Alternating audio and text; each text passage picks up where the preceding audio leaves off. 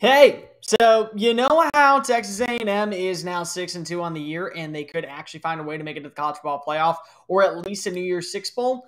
Yeah, all that works, but they're gonna have to be ranked a little bit higher. So where would I rank Texas A&M among all SEC teams going into their bye week?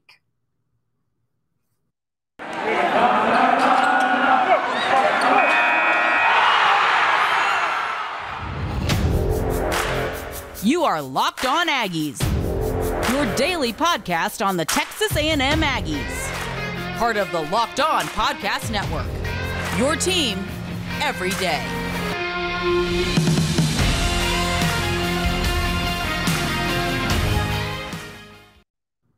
Hey everybody, and welcome back into another episode of Locked On Aggies, presented by the Locked On Podcast Network. Cole Thompson back here in the driver's seat talking all things Texas A&M, and today let's break down where I would have the Aggies among all 14 SEC teams going into the final month of college football play. Thank you very much for making this your first listen every single day. You can check us out on iTunes, Spotify, the Odyssey app, or wherever you get your podcast listening systems. Plus, right here on YouTube, smash that subscribe button. That way you don't miss any bit of content found right here on Locked On Aggies. And this episode of Locked On Aggies is brought to you by RockAuto.com. RockAuto.com is an online auto parts service system that has been serving customers for the past 25 years. Go visit Rock Auto and type in Locked On the How'd You Hear About Us section so they know that we sent you. It's amazing selections, reliably low prices, and all the auto parts you will ever need. RockAuto.com is the place to be. As always, make sure you're following me on social media at Mr. Cole Thompson, name right down there below for all of you watching on YouTube or following on Tegna. I am the host of the show, and I love public feedback. Anything you can do to make this a more quality-sounding podcast Monday through Friday, give me a follow, give me a shout-out, and I will add it into the mix. Secondly, Locked On Aggies. Locked On Aggies is your number one source for all things 12th man related content found here on LOP. You can subscribe on iTunes, listen on Spotify, and if you can't do any of that, listen live every single day at LockedOnPodcast.com.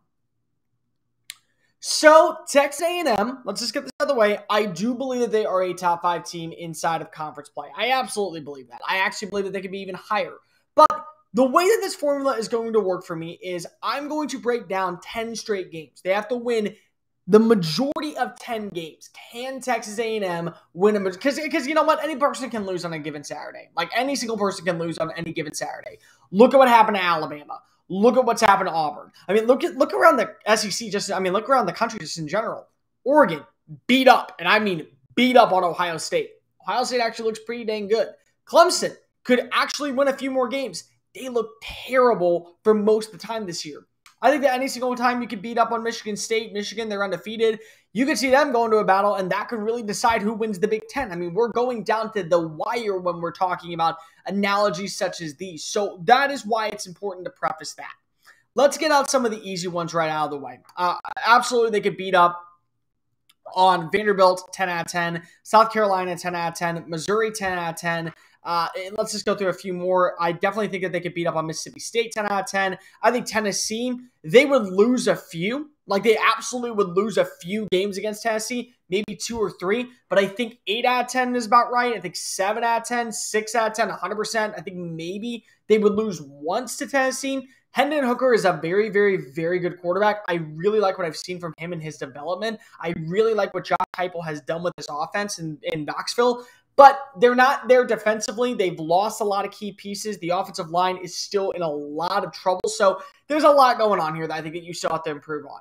I think when you look at Florida right now, Florida has so much inconsistency at quarterback between Anthony Richardson, between Emory Jones. They don't really have a stellar defense to where I think that if you go play Florida, this should be a little bit of a closer matchup. I think 7 wins for A&M versus 8 or 9. But I do think that they would be able to beat up on Florida because the main reason is defensively they're not playing well. I don't think offensively there's any bit of consistency. They don't really have a good receiver. Their run game is very lenient at best. There's a lot of turmoil right now in Gainesville to where I do think that when you go pound for pound, this is where I think the Texas A&M really controls their own destiny. I think the same thing you can say about LSU.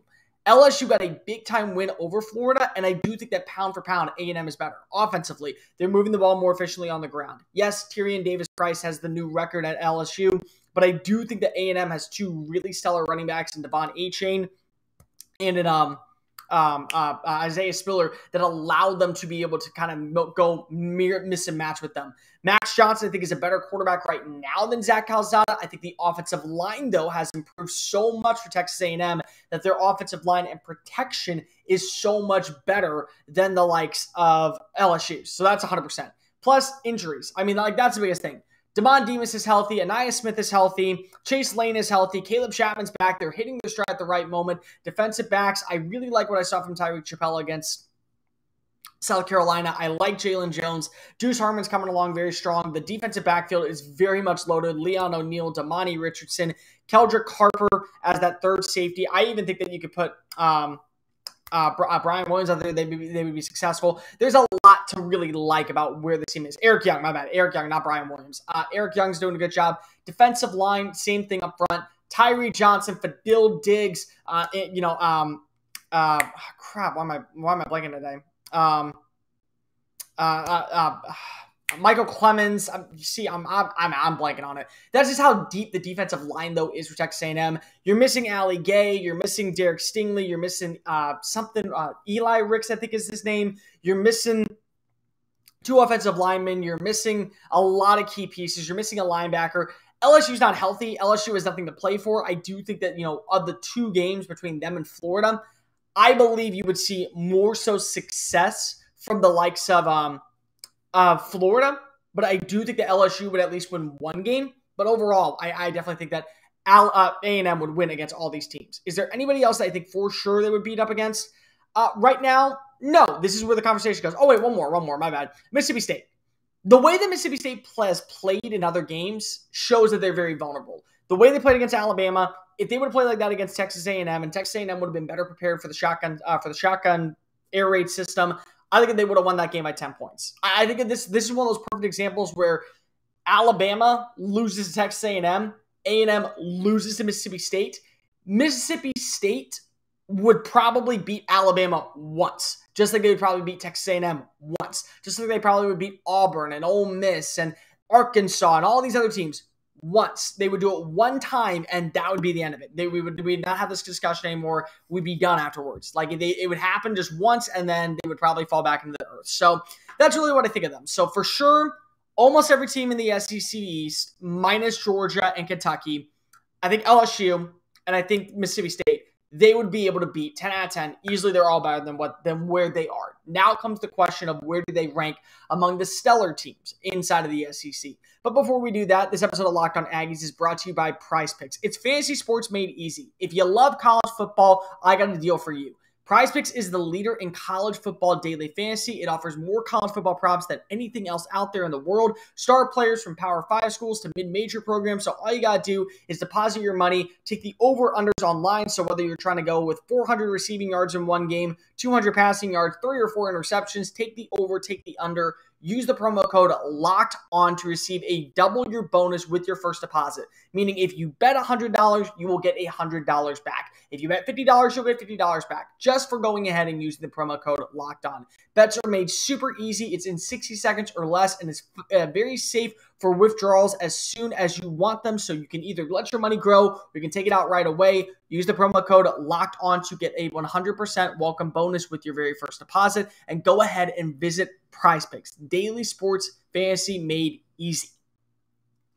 You know what I hate? Spending money on things I don't need. And one of the biggest places I do that is, of course, at auto shop stores. And the reason why is because I don't know where to look for all the parts. Now I do. It's called rockauto.com. RockAuto.com is an online auto parts service system that has been serving customers for the past 25 years. They have everything from engine modules to tail lamps to brake pads. So whether you're trying to fix up your daily driver or refurbish a cult classic, they have the parts for you. My dad was able to find a brand new taillight for his Hyundai Santa Fe just by going onto Rock Auto, typing in the year, typing in the make, typing in the model, and asking about the low price. Plus, with the prices that you're going to pay on shipping and handling, it's guaranteed to be cheaper than anything you would have to do by going to the actual auto parts store. Go visit rockauto.com and type in Locked On the How'd You Hear About Us section so they know that we sent you. It's amazing selections, reliably low prices, and all the auto parts you will ever need. RockAuto.com is the place to be. Locked On Aggies presented by the Locked On Podcast Network. All right, let's go ahead and start breaking down actually where I think Texas A&M kind of falls in this category of where they would probably be better than. I'm going to start this off right now. Georgia would win 9 out of 10, for sure. The way that Alabama and A&M went, it'd be the same thing with Georgia A&M. Georgia would get 9 wins. And that's not a testament against Texas A&M. I think Texas A&M is a very good team. They're a very much improved team than what we saw against Arkansas and what we saw against Mississippi State. But Georgia's elite. I mean, Georgia is the best in the country. And I even said this on the show. I've said this on this show. I've said this on my own podcast. I've said this on my national radio show. I picked Georgia to be the #1 team in the country at the start of the year, and that hasn't changed. That's just not going to change. A&M would 100%, I think, get 1 win over Georgia. They'd be able to find a way to beat up on the cornerbacks. They'd be able to find a way to win in the run game. But Jordan Davis, Monty Rice, this defensive line is so ridiculously talented. Darion Kendrick has done a fantastic job flourishing in Kirby Smart's zone-based system. The safety play is great right now, the way that they've been looking. And offensively, the offensive line is very stellar. Stetson Bennett is not better than JT Daniels. I'm tired of people saying this, like, oh, what would happen? Does Stetson Bennett need to be the starting quarterback? No, if JT Daniels comes back, JT Daniels needs to be the starter. Hands down. That's the only way they're going to be able to beat up on Alabama, beat up on A&M. So if Stetson Bennett were to play, I think all bets are off. I think A&M would be able to pounce on him. But again, you could call on JT Daniels at any given moment. They would lose 9 out of 10. They would lose 9 out of 10. I'm sorry about that. I am. The other one is Alabama. I think A&M would be closer. I think it'd be more so a 7-3, 6-4 matchup. But think about this. Give Nick Saban 9 films to study for that one last game, for the one game. So say it was, 5-4, and you didn't want to be tied 5-5. He would be able to look at every single one of those films and probably figure out A&M just enough. Now, again, A&M would be very close to Alabama. I think, it's been proven. They were able to beat Alabama at home. So it's not as if Alabama is stagnant. All you have to do is put pressure on Bryce Young. You have to make sure that he has some turnovers in the red zone. Make sure that you're able to stop the run inside the red zone. As long as you do that, you're going to be able to win some games, because that's exactly what's the formula of how they beat Alabama last time. But I don't think they'd be able to beat Alabama at a consistent level to where they would be the #2 team in the SEC. Everybody else, it is a toss-up right now. So again, all those teams I mentioned before, every team in the SEC East minus the top 2, Mississippi State and LSU, they would 100% win. They would 100%, not even a question. Alabama, Georgia, they would 100% not be there yet. They would not win the matchup totally. But everyone else, they could probably win. So let's go ahead and start off with the first one, Arkansas, because Arkansas is the team that is also unranked and they lost to. This is where the losing streak began. If you learn how to tackle, you would have won the game. I mean, that's really it. You would have lost 17-10. Maybe you would have gotten some momentum back if you didn't have the turnovers. Maybe you would have been able to find a way to be a little bit more consistent. But it's that one play on the AJ Green quick little dump pass that was allowed, that allowed him to score a 48-yard touchdown. If you just wrap up, don't push out of bounds. Grab them. Don't use your shoulder. Don't into them. Just tackle. If you tackle in that game, you win the game. KJ Jefferson was unstoppable, but you'd be able to stop him with more film. On top of that, when you look from pound for pound, the wide receiver play, if you play Jalen Jones on Treylon Burks, maybe that does work out. Maybe he doesn't get that big 84-yard touchdown pass or whatever the heck it was. Maybe you're able to limit the passing attack. Maybe when you trust the run game, you're able to kind of limit that. And also, you kind of know what you have to do. You got to limit Zach Calzada's passing. And if Calzada is going to pass, make sure it's short to set up deeper runs. And trust Isaiah Spiller. One of the biggest regrets I think Jimbo Fisher has in that game was not trusting the run a little bit more. A 67-yard touchdown, and A&M was right back in the mix. They were right there. And instead, they fall flat. They try to go ahead and pass the ball. They try inconsistently to move the ball down the field. And it ends up being a problem. It ends up being a major concern for the Aggies long term. And it ends up being one of the things that nobody wants to talk about. So it's one of those things where I think that if you look back on film, they'd be able to contain KJ Jefferson. They'd be able to make a lot more plays at the line of scrimmage. And to end it all, they would have to limit the passing attack and trust the run game of A-Chain and a Spiller. If they do that, I think they win actually 7 out of 3 matchups. I do. I really do. I think that Arkansas, as good as they've been, as great as the story as they've been, they are a little bit overhyped. Just a smidge. I mean, just like a little bit of a smidge. And they're slowly starting to develop into a more complete team right now for A&M. I think at the time, we kind of overhyped them. and we kind of overhyped A&M. And now they find the consistency. Now they're starting to play like a true offensive line in SEC play. If this game was to be played instead of in week 4, like say it was played in week 8 or week 9, like this weekend, I think A&M would actually win that game. Even if it is in Arlington, I still think A&M would win that game, hands down. Now, let's go to the next one. Auburn. This is the game that's coming up. When you look for, Auburn is very limited in points, both ways. They have 72 points for and 76 points against. What does that mean? It means the offense is not clicking against SEC defenses, and it means the defense is very, very, very good. The defense underneath Derek Mason has been a very big surprise at Auburn this past year. I got to give him a lot of credit there. The defensive line is making a lot of key stops. The secondary is not allowing much in coverage. I think this is going to be a really fun matchup. This is actually going to be one that is probably undervalued for most of the season that nobody's going to talk about. I'm really interested to see where this team and where this direction can go for Texas A&M, especially against an Auburn team like Brian Harsin and how Bo Nix is playing. But that's a big question.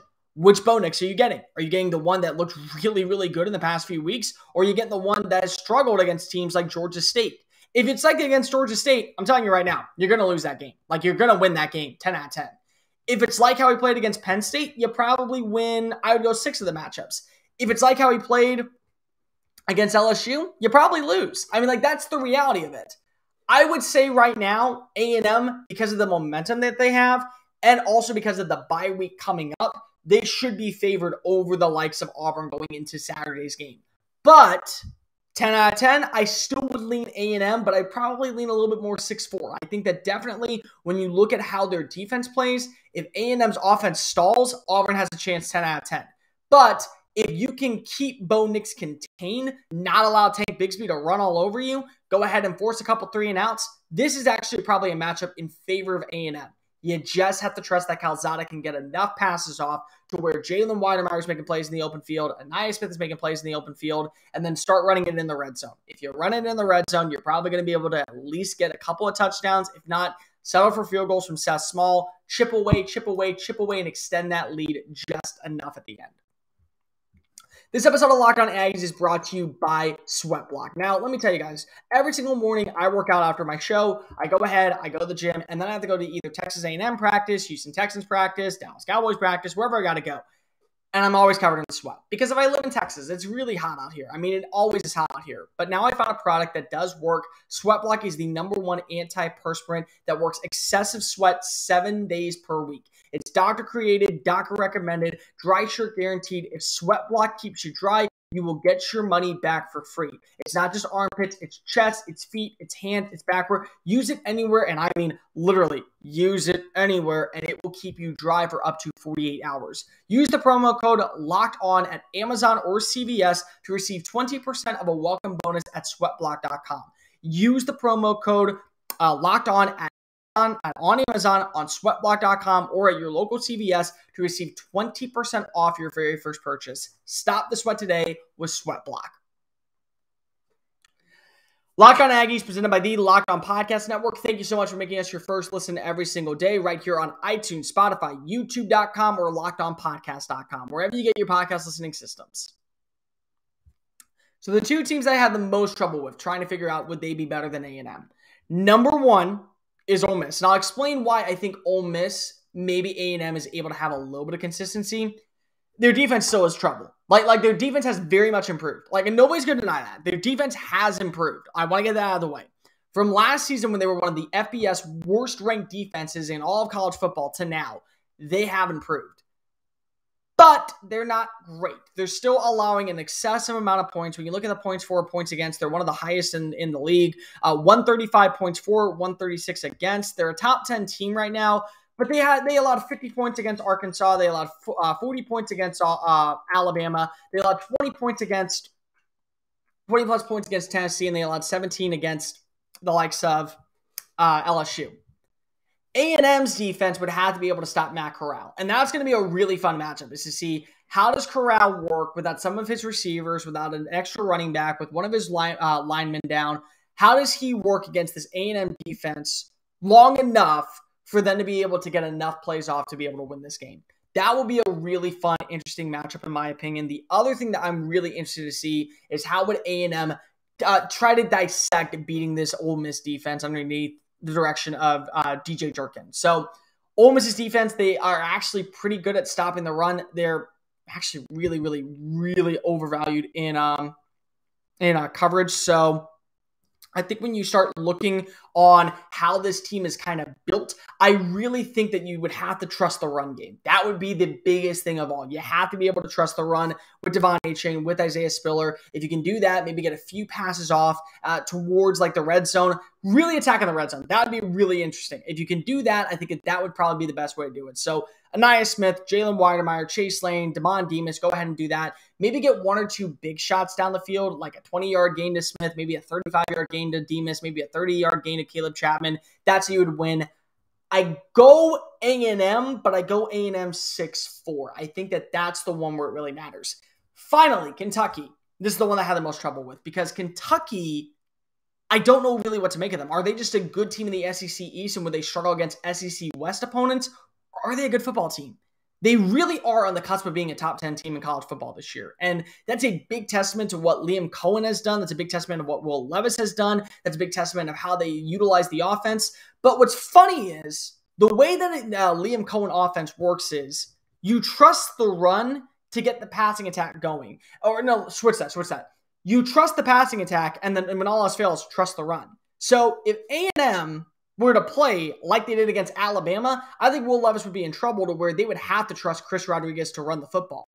If you flip it, and where Chris Rodriguez is able to, if they play the way that they did against Mississippi State, Will Levis would throw for 400 yards every single weekend against them. Every single weekend, they would 100% throw for like 400 and 450 yards every single time. So I look at that, and I go, okay, if you play strong secondary, you would probably win. I would go 7 matchups. If you trust that your run defense is going to be able to make enough key stops, you better play like you did against South Carolina. You better bulldoze these offensive linemen. And the reality is that the offensive linemen at Kentucky are very, very good. They have at least 2 or 3 NFL draft players. Darian Kendrick, I think he's the left tackle for them, is going to go in the first round, according to people that I've spoken to. I believe that he is at least a top 50 prospect in this year's draft class. So I actually say that this one's split. I think that right now there's not enough information on how these two teams would match up to where you could say they are split 50-50 right down the middle. But I do think go pound for pound in this matchup. I would say A&M, if you are able to go ahead and stop Will Levis from passing to where they're forced to run the football, maybe you win 6 games. If you don't, and you have to go ahead and trust the run game, and I mean, you have to go ahead and let them limit the run game and then go and pass deep downfield to the likes where Will Levis is like completely doing like a Will Rogers 2.0. I think Kentucky actually gets the matchup. So I would say A&M right now is number 3 to 5 in that category of SEC teams. You can definitely make an argument that Ole Miss is somewhere in that 3 to 5 and Kentucky is the other one. The biggest question is, how do you play against Kentucky? How do you play against Ole Miss? How do you make those two match up? What does your defense look like against a Matt Corral and a Will Levis, where it's a run-to-pass offense for Lane Kiffin, where it's a pass-to-run offense for Mark Stoops? Depending on how you play those two, really dictates who comes in at 3rd, who comes in at 4th, and who comes in at 5th. Still, I believe that if Alabama and Georgia were to make the college football playoff, at least 2 teams would go to New Year's Six bowl games, and that really could be decided with a matchup against Ole Miss in Oxford later next month. That's going to do it for this edition of Locked On Aggies. Make sure you're following us on social media at Mr. Cole Thompson and at Locked On Aggies. On tomorrow's show, let's give out some midseason awards. Who's done the most with the most at this time? Who looks really, really good? Who have been some surprises, disappointments for Texas A&M? All that and much, much more on tomorrow's show. See you then. And remember, kick 'em, y'all.